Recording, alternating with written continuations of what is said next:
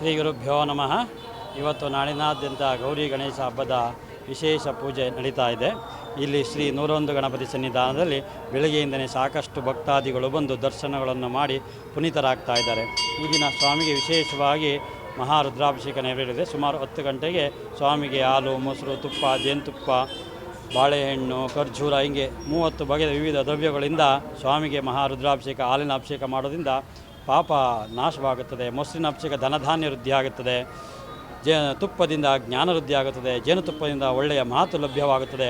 ಕಲ್ಚಕ್ರೆಯಿಂದ ಕಲ್ಮಸನಿ, ಹೀಗೆ ಒಂದೊಂದು ದ್ರವ್ಯಗಳನ್ನು ಸ್ವಾಮಿಗೆ ಅರ್ಪಣೆ ಮಾಡೋದ್ರಿಂದ ಇಲ್ಲಿ ಮಾಡಿಸಿರುವ ಭಕ್ತಾದಿಗಳು ಆಯಾ ಫಲಗಳು ಈ ಸನ್ನಿಧಾನದಿಂದ ದೊರೆಯುತ್ತದೆ.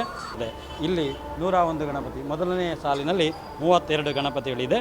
ನಂತರದ ಸಾಲಿನಲ್ಲಿ 28 ಗಣಪತಿಗಳು, ನಂತರದ ಸ್ಥಳದಲ್ಲಿ 24 ಗಣಪತಿಗಳು, ಅದರ ನಂತರದ ಸ್ಥಾನದಲ್ಲಿ 16 ಗಣಪತಿಗಳು, ಮೇಲೆ ಪ್ರಧಾನವಾಗಿ 1 ಗಣಪತಿ, ಹೀಗೆ 101 ಗಣಪತಿ ಶ್ರೀಚಕ್ರ ಆಕಾರದಲ್ಲಿ ಇಲ್ಲಿ ಪ್ರತಿಷ್ಠಾಪನೆ ಆಗಿದೆ.